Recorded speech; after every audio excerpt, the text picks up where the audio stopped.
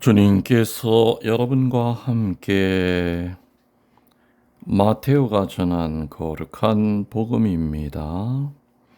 15장 21절에서 28절까지입니다. 그때 예수님께서 뒤로 하시던 지방으로 물러가셨다. 그런데 그 고장에서 어떤 가나안 부인이 나와 다윗의 자손이신 주님, 저에게 자비를 베풀어 주십시오. 제 딸이 호되게 마귀가 들렸습니다 하고 소리질렀다. 예수님께서는 한마디도 대답하지 않으셨다. 제자들이 다가와 말하였다. 저 여자를 돌려보내십시오. 우리 뒤에서 소리 지르고 있습니다. 그제야 예수님께서 나는 오직 이스라엘 집안의 길 잃은 양들에게 파견되었을 뿐이다 하고 대답하셨다. 그러나 그 여자는 예수님께와 엎드려 절하며 주님, 저를 도와주십시오 하고 청하였다. 예수님께서는 자녀들의 빵을 집어 강아지들에게 던져주는 것은 좋지 않다고 말씀하셨다. 그러자 그 여자가 주님, 그렇습니다. 그러나 강아지들도 주인의 상에서 떨어지는 부스러기는 먹습니다 하고 말하였다. 그때 예수님께서 그 여자에게 말씀하셨다. 아, 여인아, 내 믿음이 참으로 크구나. 네가 바라는 대로 될 것이다. 바로 그 시간에 그 여자의 딸이 나았다. 주님의 말씀입니다. 참 예수님, 주님의 이름으로 평화를 빕니다. 오늘 연중 20주일입니다. 예. 오늘은 저 혼자서 미사 드리고 있습니다. 집안에 아픈 사람이 있으면 집안이 어둡지요. 특별히 어떤 정신적인 질병에 있는 그런 가족들, 조현병이라든지, 아무튼 정신질환도 대단히 많죠, 종류가. 어떤 것은 정신과 의사의 도움을 받아야 되는 것도 있고요. 또 어떤 것은 영적인 거 있죠. 어떤 어둠에 사로잡혀서 마귀가 그 영혼을 장악해서 정신적인 질병을 일으키는 것도 분명히 있습니다. 그래서 구마 사제는 잘 분별을 해야 됩니다. 무조건 제 딸이 마귀 들렸으니까 띄워주세요. 제 아들이 이상해요. 그런다고 해서 함부로 당신 딸이 부마자다 이렇게 바로 얘기하지 않습니다. 조심해야 되는 거죠. 많은 테스트를 해야 됩니다. 그래서 여러 과정을 거치면서 이 사람이 정말 부마자라고 하는 것이 확인이 되어야 됩니다. 마귀는 놀랍게도 어떤 사람의 영혼에 들어가서 있으면서 구마 사제를 만나면 자취를 감춥니다. 그리고 지극히 정상인 것처럼 이렇게 그가 지배하고 있는 영혼과 육신을 그렇게 위장을 시킵니다. 그래서 참 부마자냐 아니냐 하는 거 판단하는 거 굉장히 어렵습니다. 그래서 섣불리 판단해서는 큰일 나지요. 정신과 의사의 도움을 받아야 되는 것도 분명히 있습니다. 얼핏 보기에는 부마자가 하는 행동처럼 보이기 때문에 또 그런 걸 전부 다 이제 부마라고 이렇게 생각할 수도 있는데 아닌 것이 훨씬 더 많습니다. 훨씬 더 많습니다. 아무튼 집안에 정신병자라든지 부마자가 있을 때는 그 집안은 풍지박산이 납니다. 건강했던 사람마저도 다 망가집니다. 그 어둠이 마치 맑은 물에 잉크 한 방울 떨어뜨렸을 때 퍼져나가듯이 집안이 전부 다 어두워집니다. 오늘 복음에서 자기 딸의 그 병의 완쾌를 청하는 한 여인의 모습이 나옵니다. 그 여자는 가나안 사람이었습니다. 유대인들과는 조상 때부터 그야말로 원수처럼 지내는 이방인 중에 이방인이었죠. 이러한 사람이 이런 이방인이고 유대인으로부터 멸시를 받은 처지에서 예수님께 나아간 그 여인의 태도에서 우리는 몇 가지 아름다운 모습을 배울 수가 있습니다. 이런 모습으로 나가면 내가 예수님을 만날 수 있겠구나. 첫 번째는 그 여인은 사랑을 가진 어머니였습니다. 사랑은 기적을 낳습니다. 자기 딸의 고통을 자기 것으로 여기고 있었습니다. 그래서 낯선 이국인이었던 예수님께 나아갈 수 있었고요. 예수님께서 침묵을 지키고 계심에도 불구하고 아랑곳하지 아니하고 더욱더 애원하고 매달릴 수 있었던 겁니다. 그 힘이 어디서 나왔다고요? 사랑입니다. 자존심, 수치심 이런 것은 사랑 앞에 아무 문제가 되질 않습니다. 거절을 당해도 참고 견딜 수 있었던 그 힘은 사랑의 힘이었던 겁니다. 이 여인을 지배하고 있었던 것은 부끄러움이 아니라 사랑이었습니다. 이 세상의 사랑보다 더 하느님께 가까이 가게 하고 또 강하게 하는 것은 없습니다. 우리의 신앙을 변질되지 않게 하는 힘이 바로 사랑입니다. 두 번째로 이 여인은 신앙이 있었습니다. 신앙은 좀 분류가 됩니다. 차가운 신앙이 있고요. 다른 말로 그냥 이성적인 신앙이죠. 두 번째는 의지적인 신앙이 있고요. 세 번째는 교리적인 신앙이 있고 네 번째는 체험적인 신앙이 있습니다.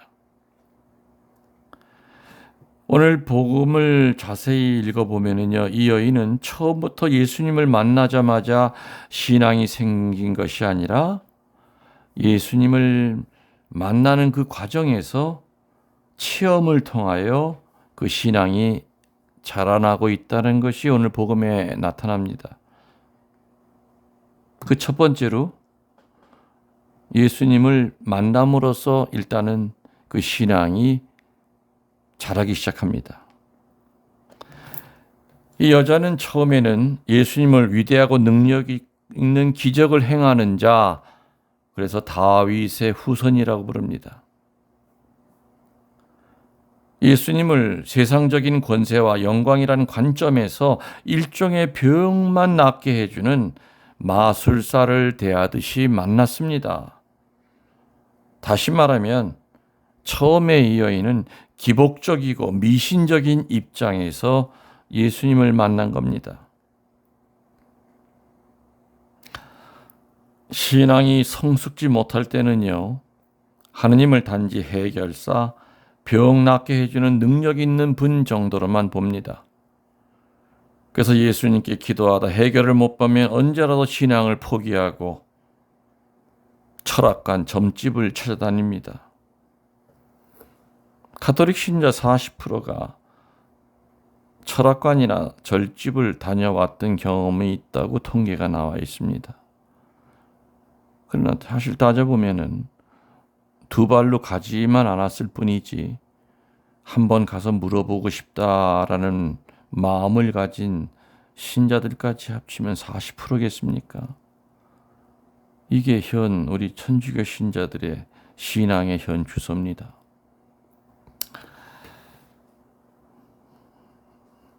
이 여자의 신앙은 두 번째로는 처음에는 다윗의 후손이라고 불렀죠. 그 다음에 이제 주님으로 호칭이 바뀝니다. 그러면서 주님 저를 도와주십시오 얘기합니다. 바로 여기에서 예수님의 신성을 느끼게 됩니다. 바로 이러한 것을 깨닫게 하시려고 예수님은 뜸을 들이십니다. 나는 병이나 고쳐주는 그런 마술사가 아니야. 그런 위대한 인간이 아니라 살아계시는 하느님의 아들이요. 그리고 나를 통하여 하느님을 향하게끔 그런 기도로 변화하게끔 이 여인을 이끄십니다. 인도하십니다. 예수님은 복음에서 참 매정하게 거절하시죠. 그렇지만은 이 여인은 거절당하는 고통을 통해서도 어렴풋이나마 예수님의 신성을 느낍니다. 우리들도 보면은요, 편안할 때보다는 고통을 당할 때 예수님이 어떤 분이신지 단지 해결사가 아니라 구세주라는 그분의 신성을 깨달을 때가 많습니다.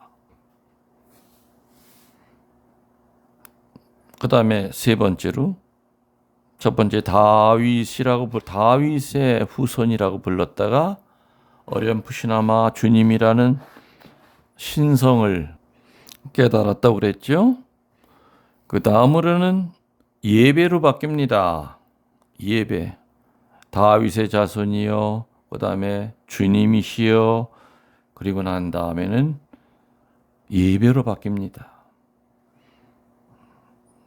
기복신앙이 참다운 신앙으로 옮겨갑니다. 그래서 예배를 바치는 사람의 첫 번째 태도는 무릎을 꿇는 겁니다. 뻣뻣하게 서서 하느님을 바라보는 것과 무릎을 꿇는 것과는 큰 차이가 있습니다. 무릎을 꿇는다는 것은, 그리고 엎드린다고 하는 것은 이제부터 나는 당신의 소유라고 하는 표시입니다. 당신이 내 주인이시라고 하는 표시요, 겸손의 표시입니다. 안타까운 것은 한국의 많은 천주교회가 장개틀을 없애고 있다는 이 기가 막히게 슬픈 사실입니다. 피조물이 창조주 앞에 하는 첫 번째 예배 행위는 무릎을 꿇는 것인데, 이제는 성당에 가도 무릎을 꿇을 장개틀이 없다는 얘기입니다. 어찌하다 이렇게 우리 교회 안에 어둠이 들어왔는지 통탄할 노릇입니다. 아무튼 그리고 난 다음에 그 예배는 어떻게 바뀝니까? 간청의 기도로 바뀝니다. 간청의 기도. 기도하지 않으면 찜찜하다 해서 기도하는 것이 아니라, 내가 기도하면은 불굴의 인내를 갖게 될 것이고 모든 시험을 참아 이겨낼 수 있다고 하는 그러한 간절한 소망을 가지면서 기도해야 됩니다. 간청이 기도로 바뀌었다고 그랬죠. 이 여인은 처음에는 간청하다가 기도로 바뀌었다고 그랬습니다. 우리가 기도하면은요, 하느님은 우리 기도 바로 들어주시지 않습니다. 정말로 응답을 받을 자격이 있는지를 시험해 보실 때가 많습니다. 은총을 받을 자격이 있는지 여러 가지 시험을 하십니다. 여기에 걸려 넘어져서 많은 이들이 기도를 중단합니다. 강아지 취급당했다면 자존심이 상해서라도, 오늘 이 여인은 강아지 취급했습니다. 개 취급했습니다. 이런 취급을 당했다면은 야 더럽고 치사하다면서 예수님께 침뱉으면서 물렀을 수 있을 겁니다. 그렇지만 이 여인은 그런 것에 아랑곳하지 않았습니다. 뭐 나를 개 취급하든 뭐 취급하든 저는 당신이 누구인지를 이제 확실히 알았습니다. 마술사도 아니고 재주 부리는 사람도 아니고 위대한 사람도 아니고 다윗의 자손 중에 그냥 단순히 예언자도 아니고 바로 주님이신 거 알았습니다. 그러니 제가 주님한테 무슨 소리를 듣는다고 해서 제가 화낼 이유도 없고 그게 어찌 모욕이 되겠습니까? 저한테 주님이 하시는 말인데. 그래서 이 여인은 그 시험을 통과했고 딸의 치유라고 하는 은총을 받은 겁니다. 우리는 기도를 하면 반드시 내 눈으로 그 응답을 확인하려는 유혹을 받습니다. 어쩌면은 내가 했던 그 기도가 그 기도에 대한 그 결과가 나는 못 보고 내 자식들의 그 응답이 내려갈 수가 있습니다. 불굴의 마음으로 항구하게 기도할 때 반드시 응답이 온다는 것을 믿어야 할 겁니다. 그래서 오늘 이 가나안 여인이 딸을 치유시키는 이 과정, 우선 우리들에게 큰 감동을 줍니다. 이 여인은 사랑을 가진 여인이라고 그랬고요. 이 여인은 신앙을 가진 여인이라고 그랬습니다. 그렇지만 그 신앙은 바로 자라는 것이 아니라 바로 자란 것이 아니라 만나자마자 신앙이 생긴 것이 아니라 체험을 통해서 자라냈다. 어떤 체험? 그 과정. 처음에는 기복적이고 미신적인 입장에서 그냥 다윗의 후손이라고만 불렀다가 그런 다음에 호칭이 주님으로 바뀝니다. 거절당하는 그 고통 속에서도 예수님의 신성을 느꼈다고 그랬습니다. 그런 다음에 예배로 바뀌었다고 그랬습니다. 그리고 무릎을 꿇습니다. 그리고 난 다음에 그냥 달라고만 했던 그 간청이 참된 기도로 바뀌었다고 그랬습니다. 그래서 예수님의 입에서 어떤 소리를 듣습니까? 장하다 여인아, 내 이제껏 이스라엘 사람들 가운데서 너 같은 사람 본 적이 없다. 네 믿음이 참으로 크구나. 네가 바라는 대로 될 것이다. 바로 그 시간에 그 여자의 딸이 나았다. 이렇게 오늘 복음은 끝내고 있습니다. 오늘 이 가나안 여인의 믿음을 묵상하면서 과연 현재 내 신앙은 어떤 종류의 신앙인가? 차가운 신앙인가? 기복적인 신앙인가? 의지적인 신앙인가? 교리적인 신앙인가? 체험적인 신앙인가를 한번 뒤돌아봅시다. 여러분들 아주 많이 사랑합니다. 전능하신 천주 성부와 성자와 성령께서는 이 말씀을 듣는 모든 이들에게 강복하소서. 아멘.